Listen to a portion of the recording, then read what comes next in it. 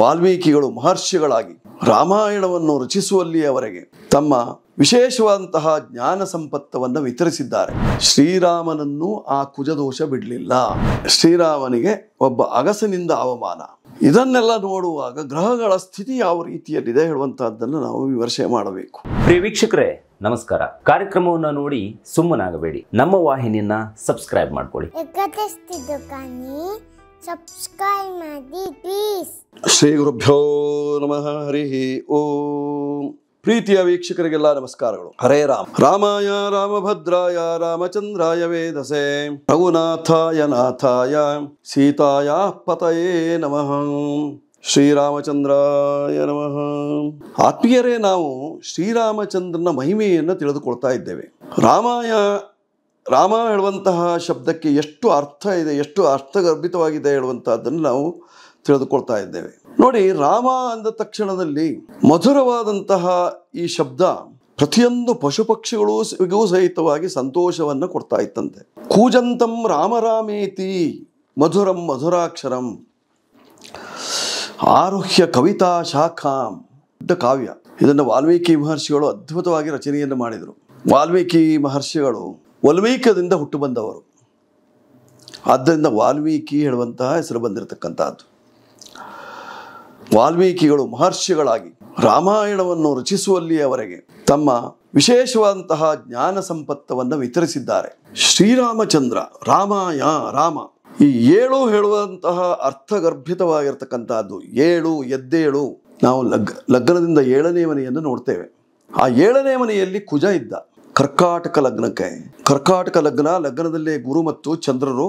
ಅದರಿಂದ 7ನೇ ಮನೆಯಲ್ಲಿ ಅಂಗಾರಕ. ನೋಡಿ, ಕುಜದೋಷ ಎಷ್ಟರ ಮಟ್ಟಿಗೆ. ಶ್ರೀರಾಮನನ್ನು ಆ ಕುಜದೋಷ ಬಿಡಲಿಲ್ಲ. ಕುಜನು 7ನೇ ಮನೆಯಲ್ಲಿ ಇದ್ದಾಗ ಏನಾಗುತ್ತೆ? ದಂಪತಿಘ್ನಃ, ಗಂಡ ಹೆಂಡತಿಯರನ್ನ ಬೇರೆ ಮಾಡ್ತದೆ, ಒಡೆದು ಬೀಸಾಕಿಬಿಡ್ತದೆಯಂತೆ.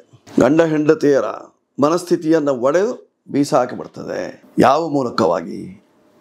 ಅಪರಾಧದ ಮೂಲಕವಾಗಿ. ರಾಮನು ಸೀತೆಯನ್ನು ಬಿಡುವ ನಿಟ್ಟಿನಲ್ಲಿ ಅಪರಾಧವನ್ನು ಮಾಡಿದ. ಅವಮಾನವಾಗ್ತದೆ. ಶ್ರೀರಾಮನಿಗೆ ಒಬ್ಬ ಅಗಸನಿಂದ ಅವಮಾನ. ಇದನ್ನೆಲ್ಲ ನೋಡುವಾಗ ಗ್ರಹಗಳ ಸ್ಥಿತಿ ಯಾವ ರೀತಿಯಲ್ಲಿದೆ ಹೇಳುವಂತಹದ್ದನ್ನು ನಾವು ವಿಮರ್ಶೆ ಮಾಡಬೇಕು. ಆ ಕುಜನು ಪೂರ್ಣ ದೃಷ್ಟಿಯಲ್ಲಿ ಚಂದ್ರನನ್ನ ಲಗ್ನವನ್ನ ನೋಡ್ತಾ ಇದ್ದಾನೆ ಅಂತ ಆದಾಗ ದಾಂಪತ್ಯದ ವಿಷಯದಲ್ಲಿ ಆಗಾಗ ಅಗ್ನಿ ಪರೀಕ್ಷೆ. ಕುಜನು ಅಗ್ನಿಕಾರಕನಾಗಿರತಕ್ಕಂಥವನು. ಹೀಗಾಗಿ 7ನೇ ಮನೆ ಅಂದ್ರೆ ಹೆಂಡತಿಯ ಸ್ಥಾನ. ಹೆಂಡತಿಗೆ ಅಗ್ನಿ ಪರೀಕ್ಷೆ. ಯಾರ ಹೆಂಡತಿಗೆ? ರಾಮನ ಹೆಂಡತಿಯಾದಂತಹ ಸೀತಾಮಾತೆಗೆ ಅಗ್ನಿ ಪರೀಕ್ಷೆ. ಪರಿಷ್ಕೃತರಾದಂತಹ ಸೀತಾಮಾತೆಯನ್ನ ಮತ್ತೆ ಪುನಃ ಸ್ವೀಕಾರ. ಅಲ್ಲಿ ಒಂದು ದೃಷ್ಟಿಯಲ್ಲಿ ತಿರಸ್ಕಾರ, ಒಂದು ದೃಷ್ಟಿಯಲ್ಲಿ ಆವಿಷ್ಕಾರ. ಹೀಗಿರುವಾಗ ಶ್ರೀರಾಮಚಂದ್ರ ಸದಾ ಕಾಲದಲ್ಲೂ ಸಹಿತವಾಗಿ ಸುಖವಾಗಿದ್ದನೆ. ಅಯ್ಯೋ, ಸುಖವಾಗಿ ಇರಲಿಲ್ಲ. ಶ್ರೀರಾಮಚಂದ್ರನೂ ಸುಖವಾಗಿಲ್ಲ, ಸೀತಾಮಾತೆಯೂ ಸಹಿತವಾಗಿ ಸುಖವಾಗಿರಲಿಲ್ಲ. ಅದಕ್ಕೆ ಕಾರಣವನ್ನು ಹೇಳ್ತಾರೆ.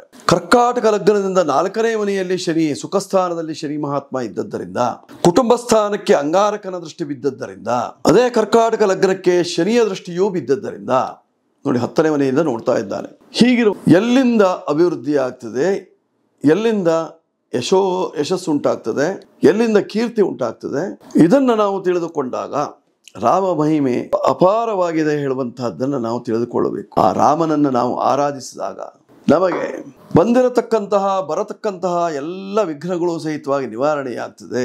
ಆದ್ದರಿಂದಲೇ ಸೀತಾ ಕಲ್ಯಾಣ ಹೇಳುವಂತಹದ್ದು ದಂಪತಿಗಳಿಗೆ ಅತ್ಯಂತ ಅಮೋಘವಾಗಿರ್ತಕ್ಕಂಥದ್ದು.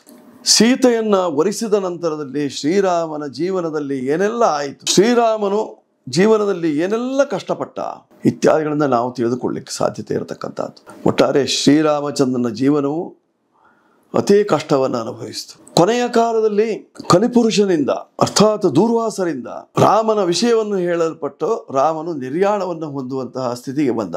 ಹೀಗಿರುವಾಗ ರಾಮಚಂದ್ರನ ಮಹಿಮೆ ಎಷ್ಟರ ಮಟ್ಟಿಗಿದೆ, ರಾಮಚಂದ್ರ ಮಹಿಮೆ ಎಷ್ಟು ಅಪಾರವಾಗಿದೆ, ರಾಮಚಂದ್ರ ಮಹಿಮೆ ಎಷ್ಟು ಸುಂದರವಾಗಿದೆ ಹೇಳುವಂತಹದ್ದನ್ನು ನಾವು ಈಗಾಗಲೇ ತಿಳಿದುಕೊಳ್ತಾ ಇದ್ದೇವೆ.